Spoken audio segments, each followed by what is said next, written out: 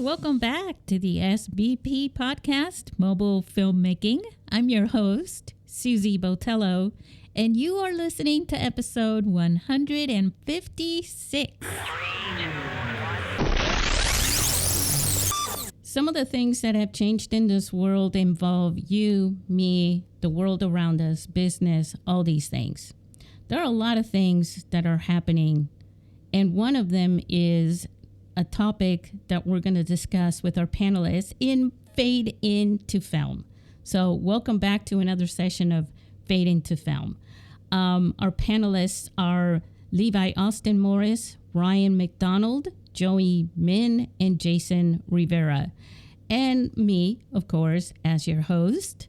I lead a discussion into self-branding. The keyword, what branding means, right, is it has this consumer businessy connotation to it. You should know where I'm coming from with this so that you don't think I'm telling you to create a product out of yourself. This mentality and awareness that if you create things, if you create art and projects and films and things that are going out into the public, the world today will look behind the curtain to see who created these things. You want them to find things about you, and you want to have at least some control over what they see about who you are. Because knowing who you are is great, but when people are out there looking for you, they're going to form their own opinions about who you are. So it's probably a good idea to at least show them your best self. I did not want to attach my name to my film festival because I was, it's not about me. It's about you. It's about you, the people who are making films with your phones and all of that. And, it was about you and not about me. But the film festival itself was created by me. And there was a lot about me that went behind creating the film festival in the way that it was. For example, the mission, right? Democratizing, filmmaking. That had a lot to do with my own personal experiences and the things that I wanted to be better in the world. That was a personal thing for me. My passion for mobile film and for indie film comes to being my passion for the people who are creating mobile and indie films, not just because of the films themselves.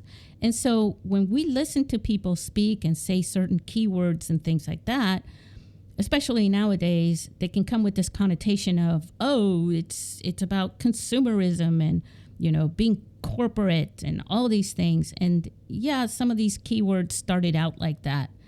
But you have full control over how you turn things that you attach to yourself. When I talk about self-branding, I'm talking about you exposing who you are in the way that you want to. It's a decision to self-brand. I think it'll help you with distribution and with everything else that you're doing and that you want, and you want some sort of success. I think it'll help you a lot, no matter what you do. But I think that's a decision. It's a personal decision whether you want to do that self-branding. I think it's important, though, that whether you want to do it or not, people are going to look to see who you are, because that's what happens today. Social media, Google, all those things give people tools to look behind the curtains and see who is creating this and who is this person. They're going to go out there in the middle of the desert and start looking through all the cracks and crannies of the desert. They're going to be lifting on the rocks and, sifting through the sands of the desert. And they're going to be looking to see what they can attach, because especially when you're creating art and when you're storytelling through film, whether you're writing, all those things, people want to know about you. And as soon as you put yourself out there and your work out there, I should say, publicly, people want to know who you are. And so it's important that you're aware of that. And when I talk about self-branding, that's what I'm telling you to do. Look inside yourself, see who you are, take the things that you like and favor them and embrace who you are in that way. And you should understand that not everybody is going to like you. Not everybody is going to love you. But it's important that you see yourself for who you are, that you like yourself, that you love yourself, and that when you look in the mirror, if you see something that you don't like, to remember, not everybody sees me like this. Self-branding is, in this conversation, when I bring it up, it's not the consumerism corporate thing. It's not a product that I'm telling you to make out of yourself. And I'm definitely not telling you that you should fake who you are. Be yourself, but just be aware that you are a public name as soon as you create something with your name that is public. And if you want to stay anonymous, you can do that. It's just very hard to stay anonymous forever when you're creating things. You may change your mind at some point and say, you know what? People really like what I'm making. I want to put my name behind that. I want people to know it's me. And so just remember that. And for me personally, thinking about myself as, in self-branding, not as a brand, but self-branding myself has given me a little more confidence in creating this podcast, opening up to you and showing you who I am. And that's important. So that's it. That's a long intro for a fade into film, but I thought it was important before we talk to our panelists and go into this discussion that you know this. And now let's go and let's talk to our panelists. And let's see what they think. And when I say let's, we've already had this conversation, but not with you, not together. So let's go.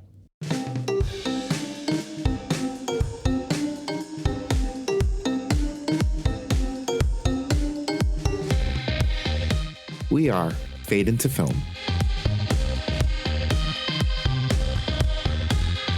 So, hey, everybody, we've got Joey Min, Jason Rivera, Levi Austin Morris, and Ryan McDonald all are here ready to fade into film. How are you guys doing? Woo! Good. Good. Let's not cheer. Yay!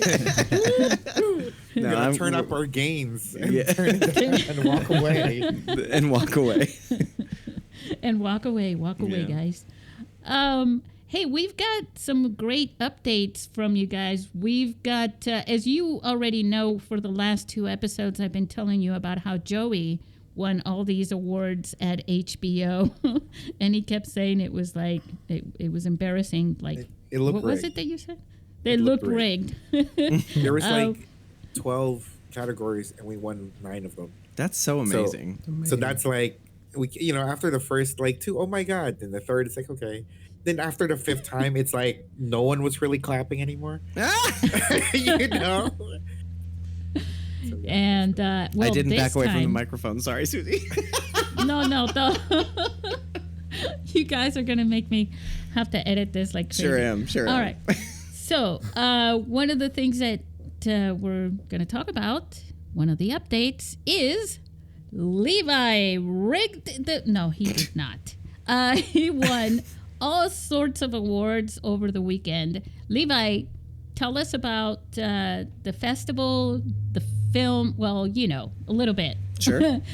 About all that and all these awards you won. Well, you won. No, hold on. Let me clarify because you're painting it much grander than it was. A rosier picture. Yeah, we were in 2 festivals this past weekend. We were in the Indie Horror Film Fest in Chicago, and we were in the PopCon Film Festival in Indiana. And in the Indie Horror Film Festival, we were nominated for 3 awards. It was Best Director, Best Cinematography, and Best Actress for my lead actress. We did not win any of those, but we were nominated, so that was cool. And then for the PopCon Film Festival, we ended up winning Best Horror Film, so that was really exciting. So, yeah. Yeah. And Allison, who was the cinematographer? Me and my friend Emerson. Emerson. So Yeah. Emerson and Allison, congratulations, by the way, as well. And congratulations to you, Levi. Thank you very much. Thank you. I think we're still gonna say that you won all the awards at the festival. Let's not, because that, No, I think that was awesome. I saw the trophy.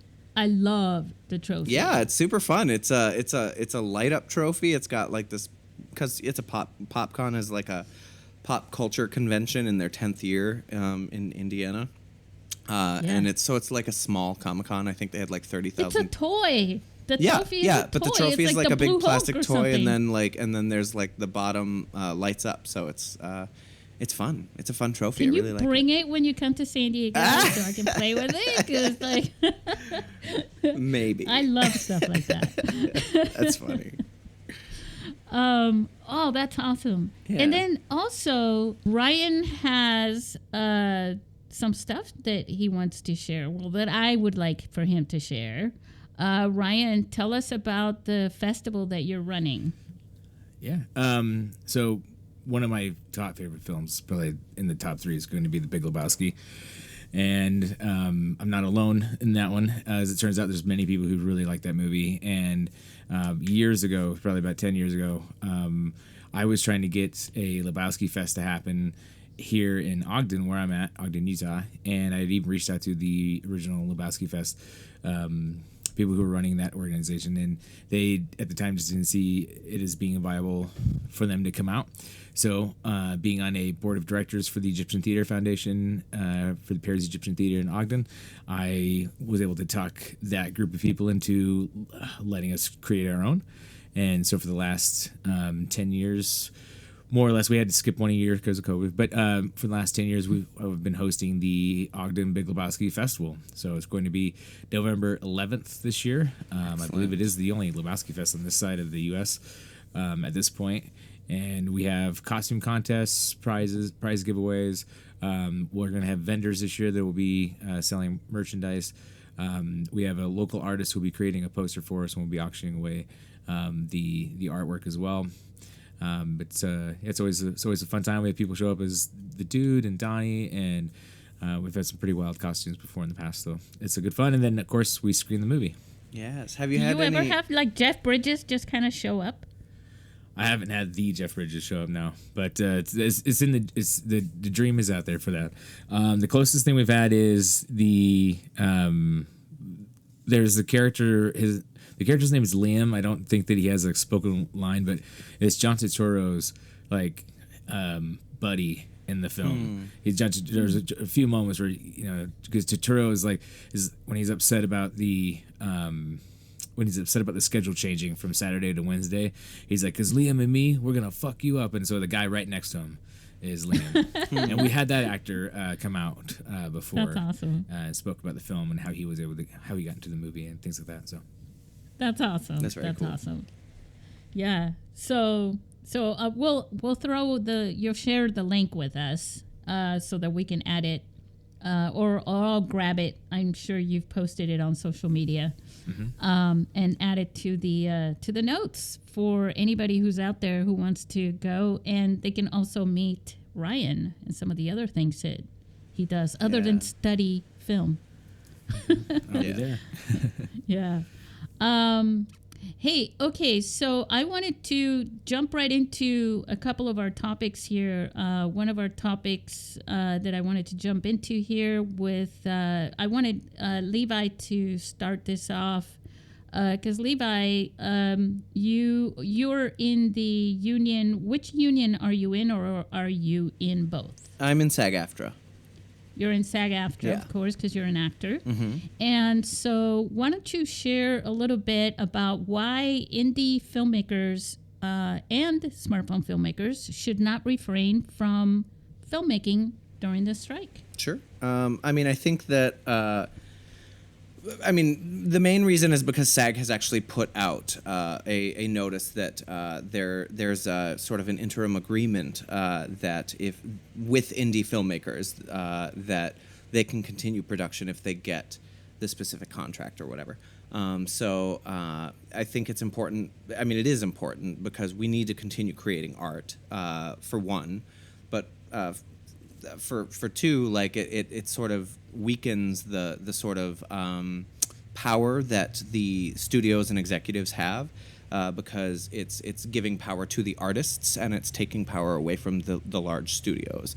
And that's sort of what SAG is kind of asking everybody to do. So to continue creating, to continue telling your stories, in a way it's good for the cause. Yeah, right? it is. It's good for the cause. So yeah. But also, like, SAG has also, because this is something that I was, and it's a little bit change of subject, but it still is in line with the subject, to not boycott watching things or going to the movies or anything like that. SAG has been very vocal about, we should still be going to the theater to support these films that have already been made. We should still be watching our favorite shows, because if we don't, that's another way to sort of give ammunition to the executives in the studios who will say, well, people didn't watch it. So we need to continue to support the artists and our favorite shows and our favorite, filmmakers during the strike. Yeah, Levi, I know that during the, when it all started, of course, this started way before it started, but before the strikes, there was such a confusion with people about that, about making the films, supporting the independent filmmakers, supporting the fact that consumers were going out and watching films or not. Yeah. It was a little chaotic and confusing. Yeah, I mean, I even had to, because I wasn't sure at the beginning when the strike first started, I had to reach out to SAG and find out if it was acceptable for me to attend the festivals, because we're kind of in the middle of our festival run. So we still have, I had the two festivals this past weekend, and we're still waiting to hear back from like 39. So I needed to find out if it was acceptable for me as an artist to attend, or if I had to sort of attend under like, oh, I'm just the director, or I'm just, whatever. But they informed me, because it is not a studio project, that I'm allowed to, as long as the festival is not sponsored by one of the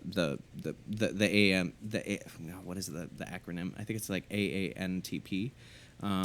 Yeah. As long as it's not sponsored by them, we are allowed to attend festivals. So, yeah. Well, we have no problem with that. Yeah, exactly. Most of the festivals, I mean, I feel like only massive festivals at this point have, so like not the indie film circuit so much. So, yeah.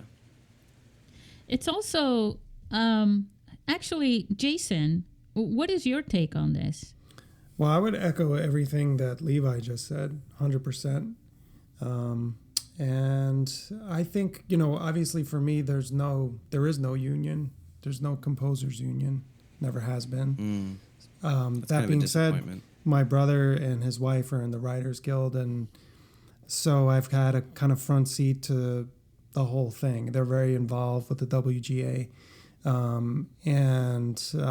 I've been out picketing with them and supporting them. And I'm so happy to do it and to support them. And but at the same time, I'm scoring an indie film right now.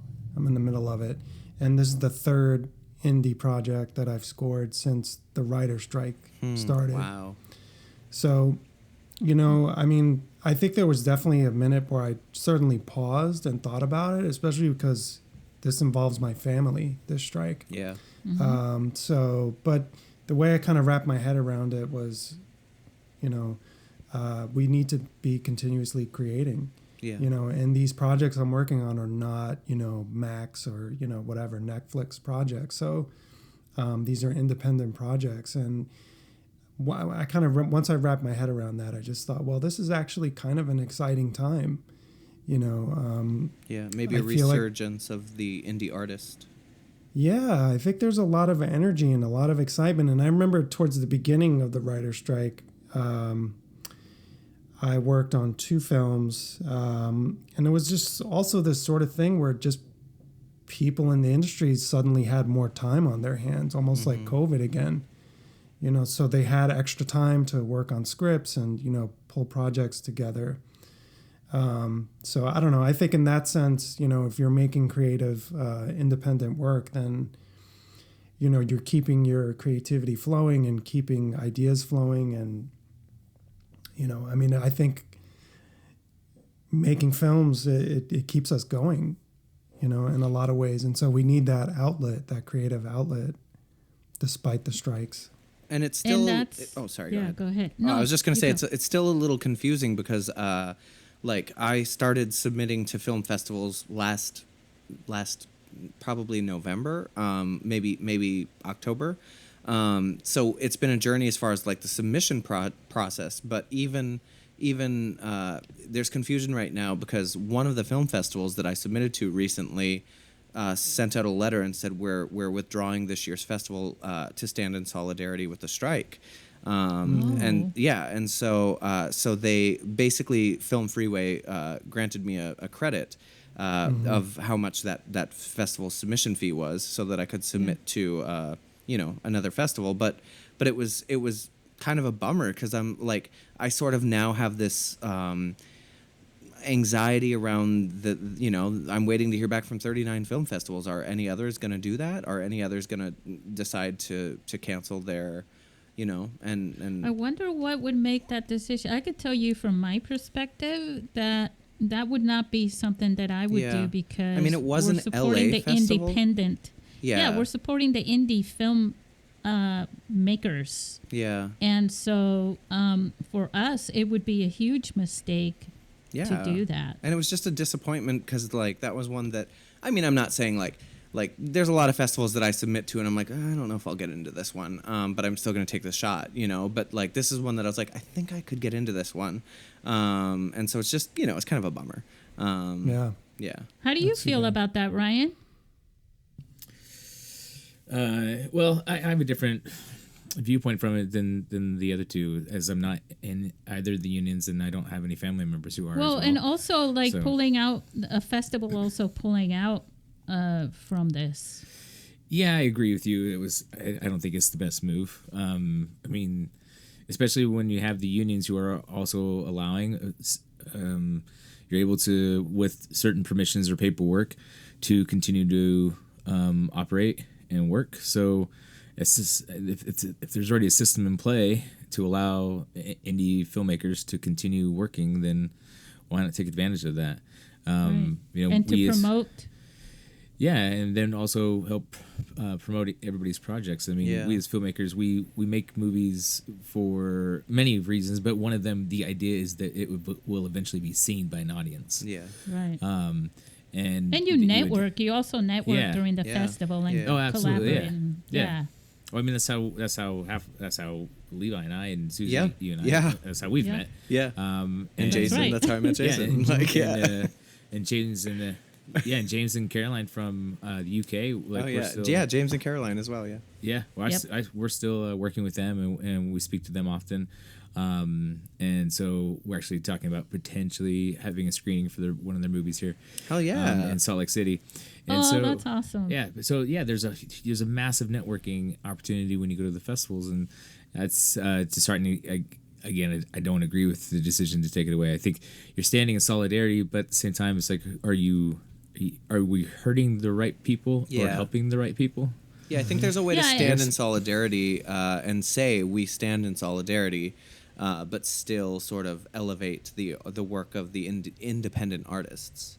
Yes, and just as a founder and director of a film festival myself, as you are as well, Ryan. We don't know the circumstances, behind the scenes of why they made that decision.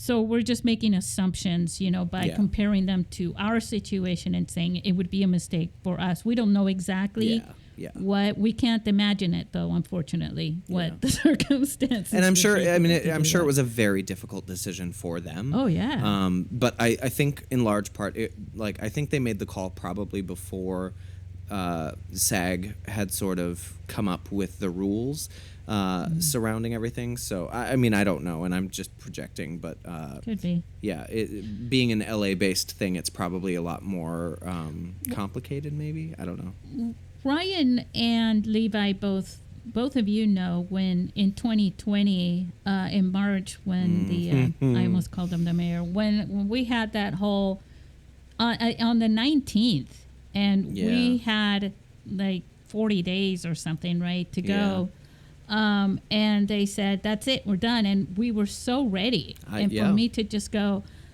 all right, we're moving this way, we're doing that, but never was it on my mind that, oh, we're going to have to cancel. Yeah, you and know? I was, I think there were two festivals that the T had gotten into, one in New York and one yours at that time. And I remember being like, oh God, what's going to happen? And the fact that both festivals, because I know a lot of festivals did cancel, but both of you quickly diverted and were like, we'll make this a virtual festival. It was a bummer to not be able to go in person, but it was exciting to be able to, like, I remember sitting on, I was staying at the house that we filmed Paralysis, and I sat on the couch and I just watched the festival for a large part of the day, you know? Yeah. And you were in it. You were still and I was in it. and Like, interacting it was a lot of fun. Yeah. And I think that this is what happens during times like this, and we're feeling it in so many different ways outside of the film, but we're talking about the film industry and the entertainment industry, and basically we're being tested in so many different ways. Which way, how far can you bend, you know, and how creative can you get, and how do you meet challenges like this, and you know, your attitude and your ability, because you know, there are some very big corporations out there that will literally freak out while a smaller independent little company can thrive during times like this, sort of like artists, right? Yeah. Giving power back to the people instead of those in charge, you know? Power to the people. Power to the people. Yeah. Can we do that in sync? No, I'm just kidding. I mean, counting is already hard enough in sync. Joe is like, oh my God. All right. So, Joey, do you have a perspective on this? Well, it's just that me also, like my group, we're not really part of, you know, we're not union, right? So, and, you know, obviously doing everything, being really a self-distributing independent filmmaking group through YouTube, it's I guess we see it differently. I think from my perspective, I think what I'd like to see are all of these YouTubers that talk about, you know, like movies, you know, big movies. Maybe now when they can't talk about it or something, if they really want to help out, like, you know, I think the craft, instead of, you know, just peddling to bigger companies so they get paid more. Yeah. It's like, you know, they could like do reviews about independent films, right? Yes. Things that people would never see, just to you know, signal boost. Yeah. And I think that would really help, like the, you know, just even local filmmakers, you know, somebody could be like down their street making a movie, you know, like, hey, you know, this guy, it's my neighbor, he does this thing. It's not, you know, it's not $500 million, but he made a movie, and you know, for the technology that he has, that's pretty good. You know, stuff like that. It would be nice to see as a, you know, a shift on YouTube. Yeah. That's also good, because part of this is actually a little bit of a segue into the next topic that I wanted to discuss. But one of the things that the films need outside of production, in post-production, outside of editing and packaging it and getting it all ready to go, is distribution. And distribution requires you to basically start marketing it. And I think, Joey, you know, YouTubers can help each other out with marketing definitely. films. I mean, there's a lot of different ways now too. You know, I think I was talking to Levi about it like the last time. I think, you know, indie film rights, you know, something like that, to self-distribute your own projects, so you can get, you know, obviously 100% of whatever you get, right? But obviously, you know, people, maybe like a lot of people that don't realize when it comes to like the business thing, like now that where I'm trying to go is where, you know, we make our big films and also distribute it on ourselves, is that to market it, you need a budget for that too, right? Like, it's like you can only reach organically, you know, what you already have built organically. to reach outside of that, there is another set of work, right? So, Yeah. Obviously, I think for the next thing that we're doing, we're probably going to have a little bit of budget to hire people to like help us do the marketing.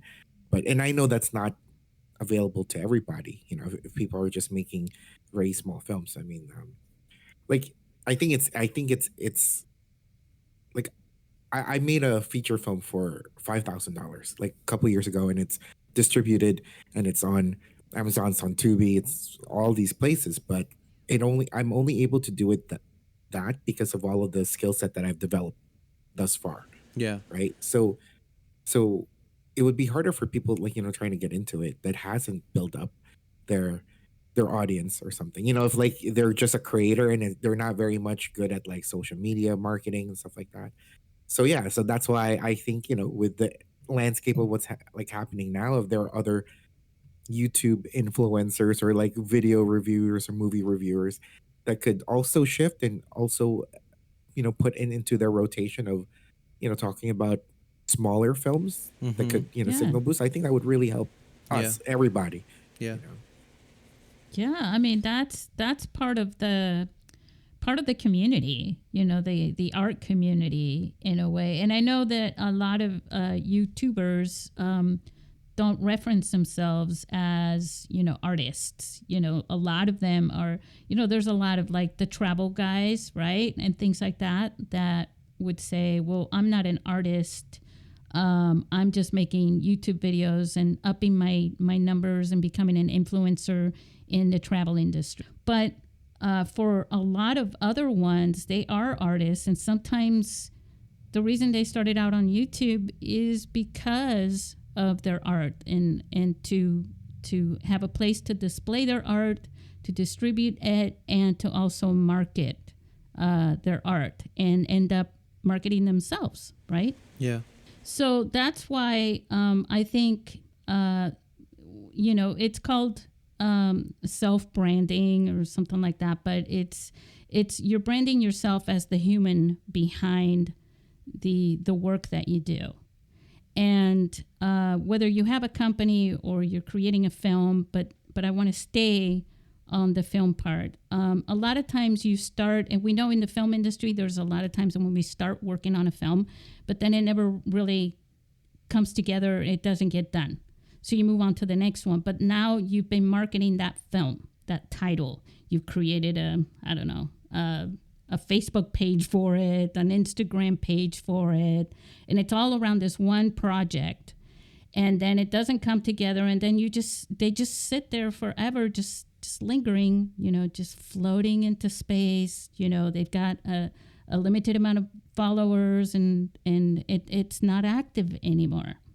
And now the person behind that, though, has to start over, with a new project.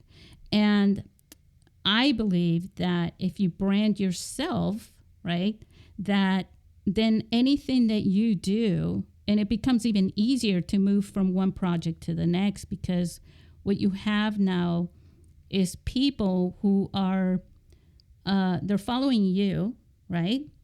They're interested in you and in the work that you do, and you're naturally going to be creating things that are connected to each other anyways. Like say Steven Spielberg, right? When you say you're having a conversation with somebody, I mean, you can rattle off all the movies, right? But everybody knows, for the most part, yeah, Steven Spielberg made those. So when Steven Spielberg's name comes up somewhere, it's like, oh, what movie is Steven Spielberg making next? And that catches the attention of people and automatically starts making that new movie that nobody's even heard about a success because Steven Spielberg made it, right?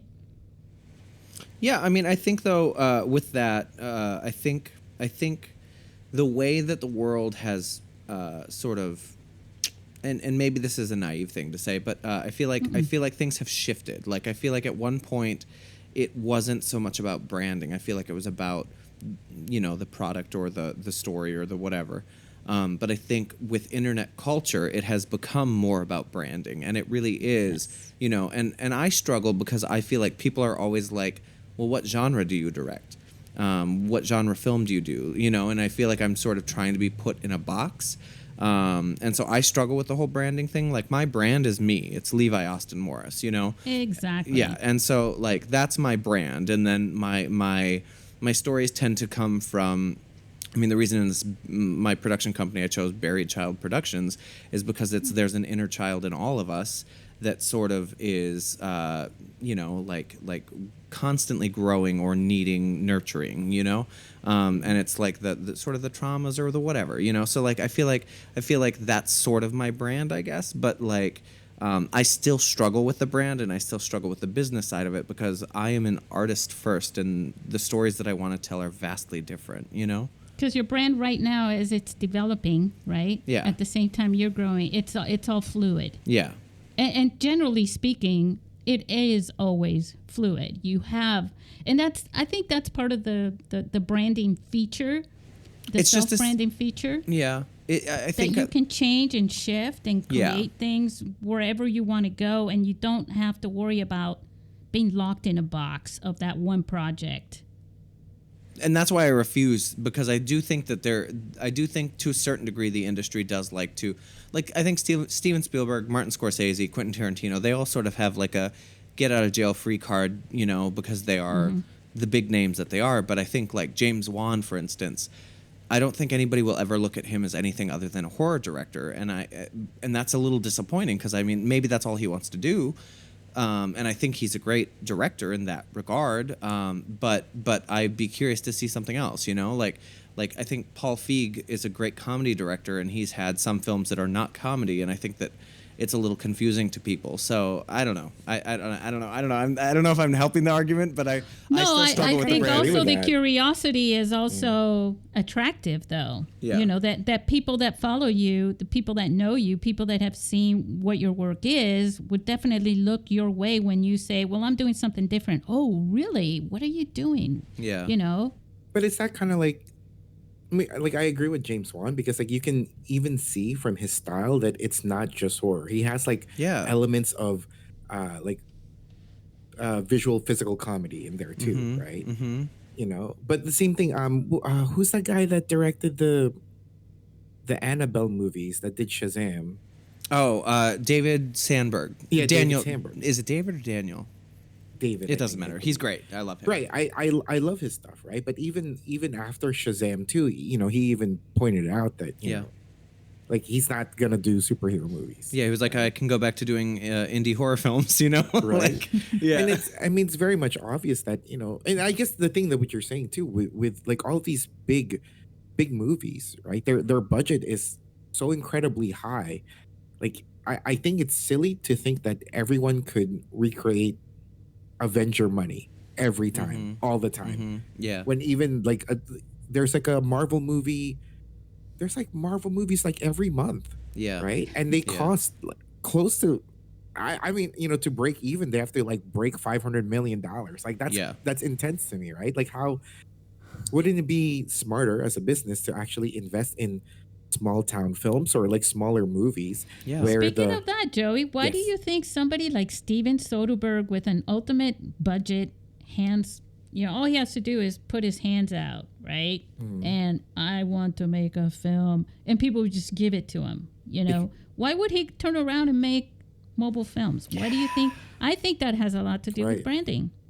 Yeah, I that's something too, though. I think, but there's a lot of pressure when it comes to, because like the higher up you go in terms of, like say with Marvel, right? Like just knowing the process of what it is, where they hire independent directors because it's cheaper to just get them to direct your film, because your film is already directed right at the at a pre-production, right? Like the pre-visualization team already has made the entire film, and all you have to do as a director, I guess you're just basically another unit person. Moving parts. You're just but it's your name, it's your brand behind it. You know, Steven Spielberg also shot an iPhone commercial music video. That's what it was. Right. Yeah. I will say though, going back to Soderbergh for a second, and I'm sorry to cut in, Joey. I do think though his brand is pushing the boundaries.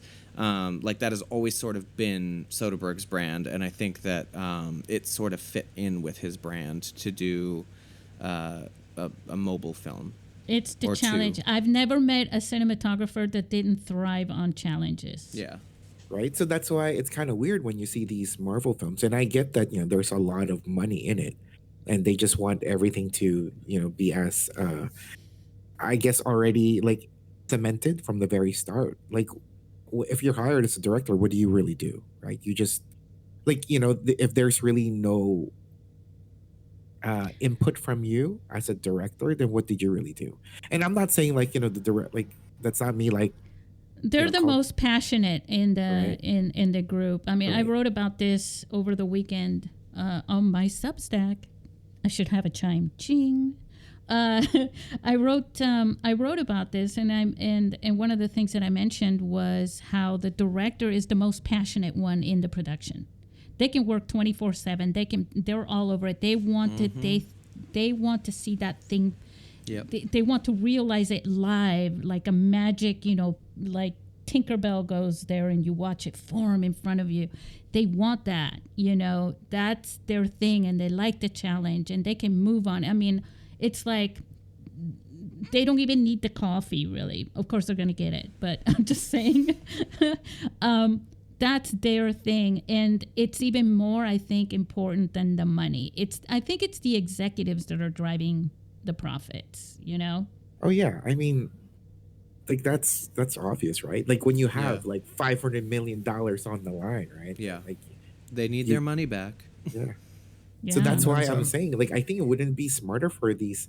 I get the $1 million, but like, wouldn't it be just as smart to invest in like, oh, I don't know, I'll put like $100,000 to this film and make, $1 million back. Yeah. Like that's very sustainable. And that's I smarter. think you should put your name in front of it, though, and not be afraid to stand in front of it and say, this is my, Jason, I know you've got something to say. I'm going to give you, this is a great way to do it. But Jason is not the director in a film, but he can brand himself, right, as the film composer. He's a big part of that film. Everybody is a big part of the film together, but he can also brand himself, right, Jason? Oh yeah, for sure. I mean, there's different ways you could do it too. I also, like Levi, I have a company for all of my music work. It's called Hidden Noise Productions, and that's influenced and inspired by a Marcel Duchamp sculpture instrument that he created. And that kind of alludes to my background in the visual arts, which is how I came up. But I don't really talk about that. It's my name. It's how I put myself out there. It's my name, and I think it's. I kind of mentioned this in one of our previous episodes, where the brand is you.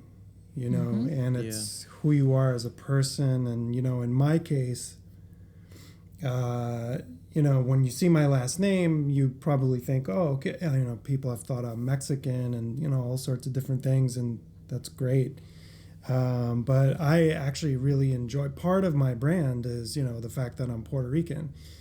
And, and I think about this sometimes, like as a kid, it took me forever to figure out, like, to even find any Puerto Rican composers was like so hard. And even now, like, if you look at like the big top film composers, they're almost all men, and it's hard to find at the top levels, You're right. composers minority. of color. Yeah. Yeah. So, part of my brand is my background, and I think sometimes like it's really important to me not just to have my full name on everything, but also like whenever I can, I mention the fact that I'm Puerto Rican. And part of that is just me thinking like, if there's some kid somewhere that's like, oh my God, there's a Latinx composer out there, not that I'm like super famous or You anything, but inspire like, them. yeah, like, oh, if he could do it, I could do it. Yeah. Yeah. And so if I could do that for one person, that's amazing, you know. So even though I don't think of it, I'm not like in the lab, you know, with vials, like trying to come up with this special concoction of, you know, brand. Well, that's like, exactly not what at I all. pictured, though, Jason. But it's more about just kind of thinking about these things that mean something to you and that are part of the fabric of who you are as a person. And, you know, how can you kind of put those things to the forefront, because, you know, those are the aspects of who you are that will differentiate beyond your ability and your skill and your craft. These personal things will help to differentiate you from other people in your line of work. Yeah, similarly. Sorry, go ahead. No, say what you will. I just wanted to make sure that I give Jason a shot at this too. I mean, not Jason. Ryan. Sorry, Ryan. Yeah, I was just gonna say similarly to. I mean, it's not the same thing, but growing up for me, I didn't see a lot of queer artists sort of at the forefront, and so for me now, I used to fight the sort of I don't want to play gay characters, and I don't want gay characters in my projects. But I would say within the last probably 8 years, maybe 10 years, I've been like, you know what, like these are things that I needed to see as a kid, and that I want to inspire, you know, the next queer kid who is like, man, that's what I want to do with my life. So I always have some sort of queer element in my films or my story, because it's important to me and it's part of my identity. And so, yeah, I'm sort of bouncing off of what you were saying, Jason. The empowerment that comes with mobile filmmaking is part of that. For me, when I first started this, I mean, one of the things that I imagined was this little old man in Afghanistan or something, sitting on a hill and beaming up the little movie, the little documentary that he made or something, to me here in San Diego for me to play it in front of people that he never would have reached, you know. But that is, you know, the diversity aspect is the empowerment that comes with not only with storytelling, but also because storytelling is so connected to diverse populations and society and cultures, you know, and communities. And so I totally love, you know, that you've had several films already in my film festival, and that you're so close by because you can come and you can speak to that. And they're all very gay. Yeah. Well, like what you say super gay. Super gay. Ryan, go ahead. Well, I don't. As far as the branding thing, some of you guys have actually said it better than I could have, and your stories are much more unique than probably my own. I think that there was a conscious choice that I made a while ago that as my kids are kind of getting older, and there's a decision I was like, I don't want to put them like face forward necessarily on the internet. Right. Only recently, since my Sophia, my oldest daughter Sophia, now that she's been a filmmaker, but it's kind of still leads into the idea that it's all film focused. And so there's a kind of conscious effort I had a while ago that I was going to, if I post something, I'll try to make it around something, either, yes, if I'm world traveling, and then sure, but it would be around anytime I'm writing or making a movie, or if it's reading a book, which is anything artsy, I guess, in that sense. And then I've worked in the corporate world as well, and so kind of there has been times where in my mind I'm thinking about, ooh, I don't know if I should say that line of dialogue in this movie, or the kind of content that I like to create sometimes could be vulgar. And there's also just a decision a while ago, especially when I was coming into making Married and Loving It. I was like, you really just kind of, this is your brand of humor. You just need to own into it. You know, if George Carlin can go to Carnegie Hall with the, you know, why does nobody ever want to sleep with? I think there's a spectrum on that too, though, because had Marrying and Loving It been seriously vulgar, I wouldn't have selected it. Sure. You know, it's one of the rules, but there is a level of vulgarity that is part of entertainment, and then there's one that is truly offensive, and those are ones that, your decision, if it's going to be very offensive, like racist or something like that, then no, you're not going to want to do that. Mm-hmm. But with kind of like what you were saying the last time, as well, where like somebody thinks this is funny and somebody doesn't, part of the art, which is very, it just depends on different people. It's very subjective. As opposed to objective. Mm-hmm. And that's a big part of it. But I think there's a level of confidence that you have when you make the decision that you're going to brand yourself, where you have to definitely know, you sort of know, it kind of like branding a product, right? Mm-hmm. You know your color schemes, the shapes, the textures, everything. What container, where you're going to sell this product, where it's going to live, what it's going to represent. There's so many different aspects to branding a product. And you almost have to sort of put yourself as a product, but realizing that you're a human being and that you're connecting with human beings at a human level, Yeah. And at that point, you're saying, all right, I'm a human, you're a human, we're connecting. And this is my brand. And my brand enables you to know more about who I am and what I do that you may connect with and you may come along for the ride, Yeah. Yeah, for sure. And so I think especially with Married Element, because I made a conscious decision to have a certain amount of like F words in the movie. Like I said earlier, like Lebowski is one of my favorite, and like every other word in the kitchen. Yeah. And Casino is one of my favorite movies, and it's just loaded with, a million F words. And so I made that decision, and then it was kind of like, well, I should just so that nobody else thinks that this movie is going to be like a nice, sweet kind of a thing. I'm just going to put that right. So I just started posting that as social media, just branding the F word kind of out there, and. And branding the F word. Yeah, and there was times I had, because I live in a area that's was quite conservative, and so there's a few actors that I had to turn away because they didn't. I could tell that they were dropping when we're doing the line reading. They're dropping some of the cursing. Wow. And I was okay if they made a variation of it. I said, if you're not going to use the F word, if you say mother effer instead, that's fine. I just still want the word in there, and I had someone else call me, and they said that they didn't feel they really liked the script, but they didn't see themselves cursing like that, and I told them that they didn't see themselves playing a character that would curse like that. Yeah. That's so interesting. And that's kind of thing where it's kind of like, are you branding yourself as the character, or are you branding yourself as an artist? Because an artist, because at some point, like, somebody has to play the bad guy. Yeah. And I was just saying this the other day with some friends, like with the Lovely Bones, someone's got to play the killer. Mm-hmm.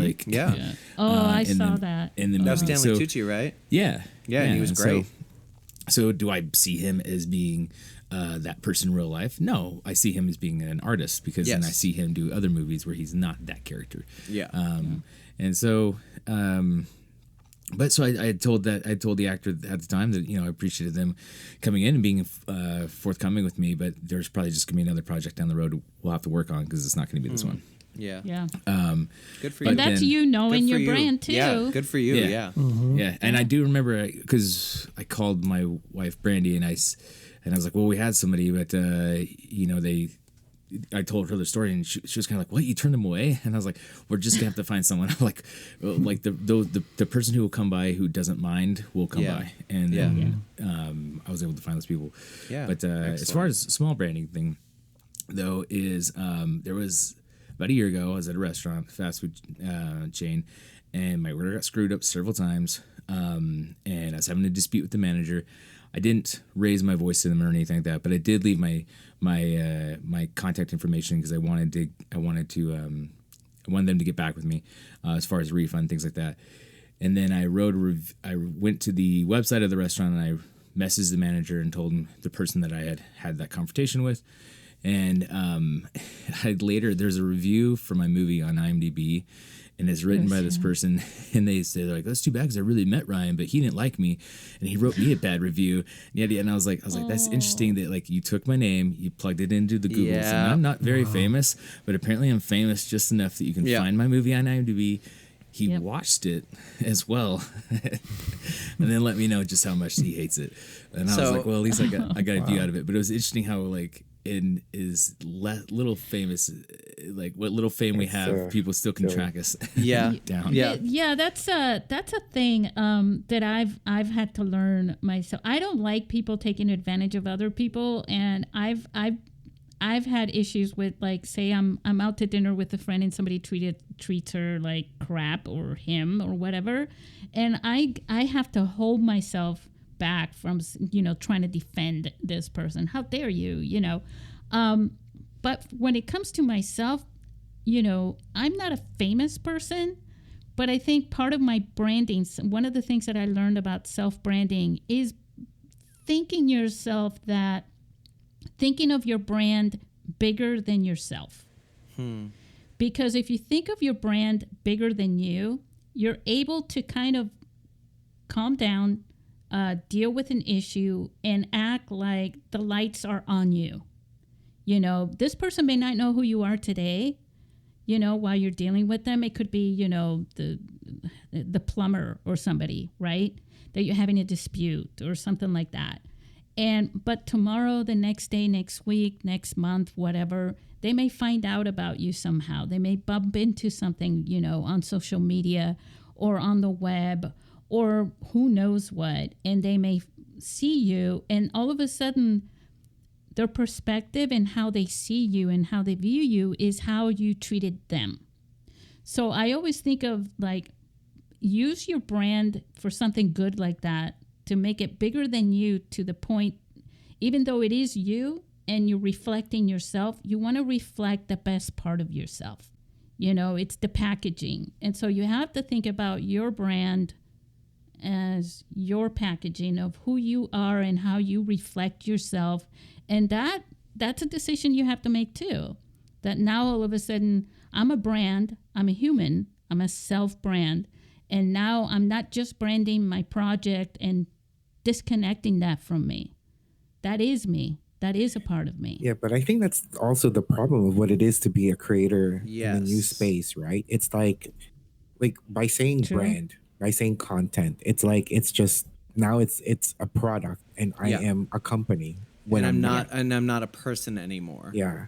So that's also, and you have to be careful with that and not do that to yourself, though. Yeah. But so that's, but at the same time, you can be a better person. Oh no, definitely, I agree with that. I know that.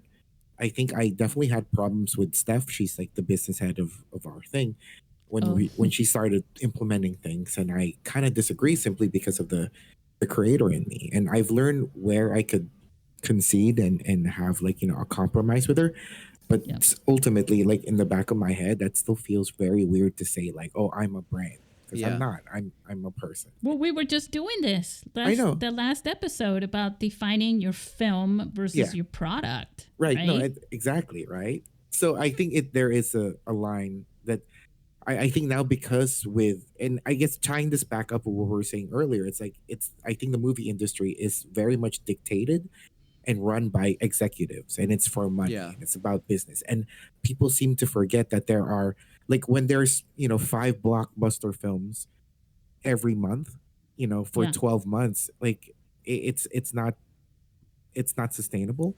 And people forget that. I think that's why I think I was saying before, I really love Mission Impossible. I really love the whole thing, but I kind of want him to make a story that is like small town again, and build it back up again, like a whole new arc, where if he's going to do this for the rest of his life, like, where is he going to go next, right? Like with everything that he's doing, it's at such a global scale, like the story, that it takes too much money, right? So same thing, right? So with the brand that goes that big, I think that the creator, like, like Tom Cruise, like, if he were to start small again, where it's like a lot less stressful, he probably wouldn't, there'll be other avenues, other, possible profitable avenues of inquiry in terms of storylines or whatever, right? So I think the internet and the social media and all that organically gives everybody a chance to be a brand without being larger than life,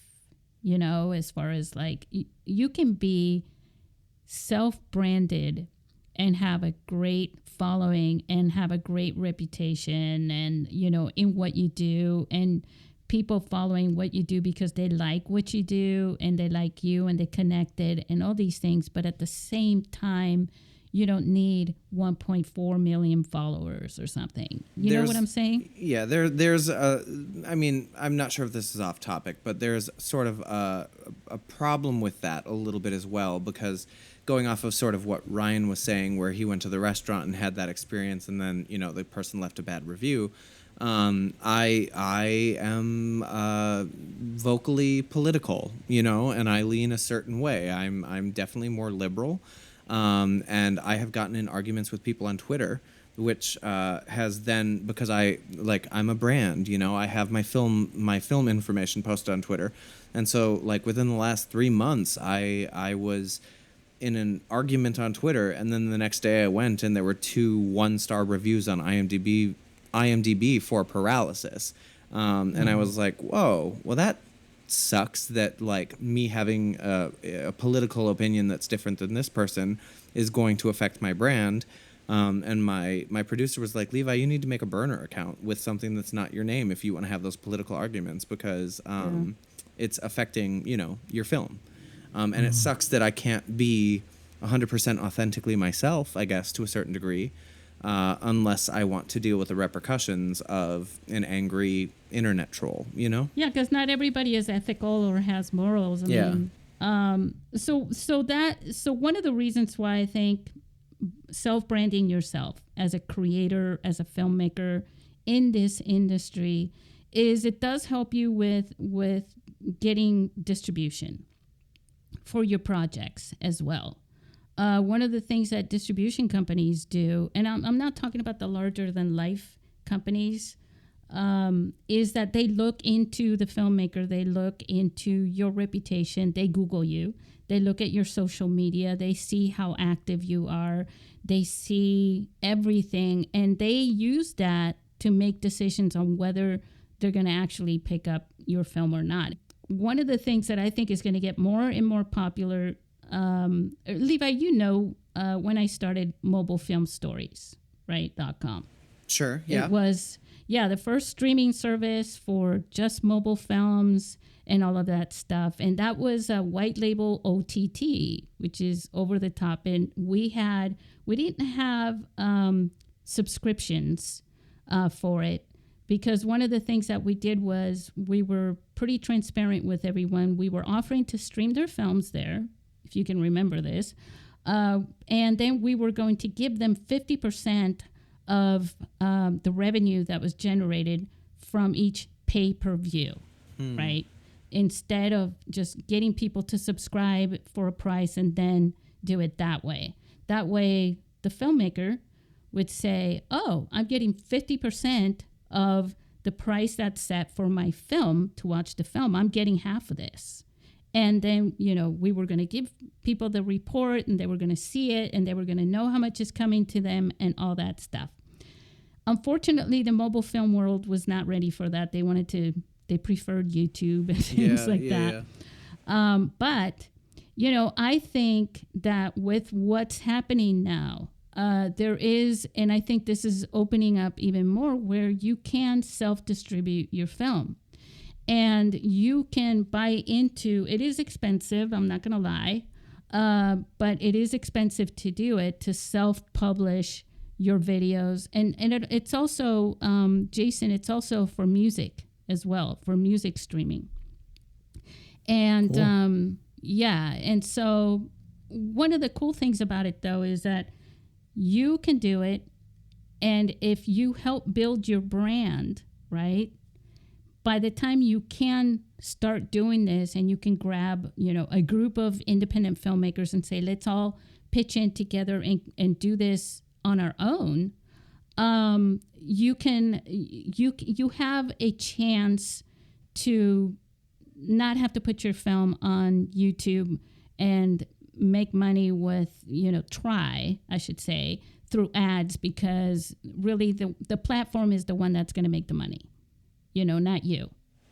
Yeah. And so this is something I'm, it's not a declaration or anything, but this is something that more and more independent filmmakers can look into doing. And it's part of your branding with your self-distribution, especially if you plan to make more films, and it's an opportunity there, because, Vimeo is doing this, right? They have a streaming service that's not just the regular Vimeo, that allows you to monetize your films. You know about this, right?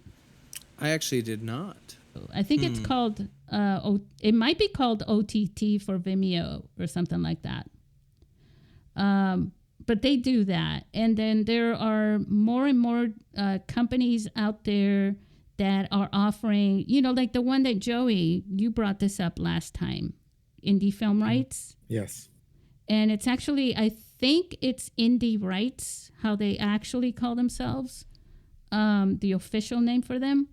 But what they do is they're sort of the middle company that offers you distribution through all the other the OTT stuff, which is basically online streaming, is really what it is. And they also sometimes help you. You can hire somebody to book your film in a theater, and you'll have a little bit of time to have your film in a theater. But I think there's a lot of streaming options that are available to indie filmmakers that keep you from having to depend on other people, that are not willing to to be transparent with you on the money that you're making, and meanwhile you're making them rich. Yeah. because for every you, there's a million yous. Yeah. Right. And that's how they do it. So, Hulu, Amazon, Netflix, is hard to get to. But all of those are available to indie filmmakers. But it does help to build your brand. It does help when you have, like if you go to one of the big film festivals and the distributors are there, they look into you. They look and they see, and when they are there, they see the audience and the audience reaction and how people liked your film, and that all plays into the selling of your work. And once you're in, you have a sort of open door to keep the connection open for your other projects. Yeah. I feel like I just gave you all a lesson, and now I'm going, all right. Makes sense. You're all sitting there Branding. Branding. It's good to do, but again, none of us are saying that you're trying to brand yourself like Tom Cruise or something like that, right? But that's a brand in itself. That it's like, geez, what else is? And Tom Cruise is an example of somebody who's been in so many different types of films, right? Yeah. Oh yeah. Anybody got anything else to say? I think no. I think that was pretty good. I think we covered it. Yeah. Yeah, I think we give, hopefully our listeners will get back to us and give us some feedback and say, that really helped me. Yeah. I feel like it helped me a little bit. My lesson on... Yeah. I guess I could have made this into a solo episode. No, I think your input inspired me, from the discussion that we did earlier in this episode. But I think it'll hopefully give our listeners a stepping stone, something to ponder on and watch what is happening with distribution. Go do some research online and start Googling these things and looking into, what can you do to not only to help yourself, but to help your community, of the other filmmakers. What can you do to help Levi and Joey and Jason and Ryan? And Susie. and Susie, yes, exactly. Susie loves to promote and help others.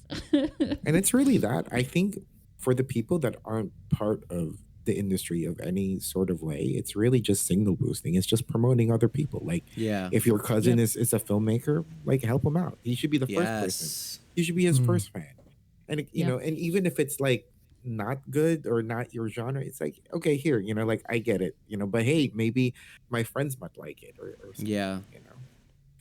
But it's Guys, usually everybody's out there on social media. Like, does it hurt that much to just give somebody a like, right? Or reshare, or you know, or like repost or whatever. I mean, like, not everything is a personal statement from you.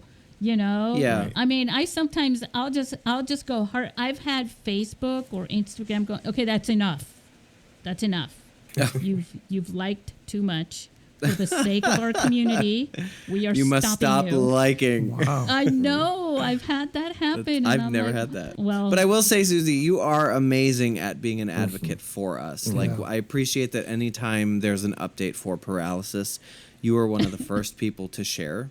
And so thank you for that, because there are, you know, like, and I'm not going to, but like, I mean, what Joey was saying, like, sometimes it's like, man, you're my family and you haven't reshared this, you know? Like, Oh, they're the last. You think they'd be the people to be the first ones, right? Yeah.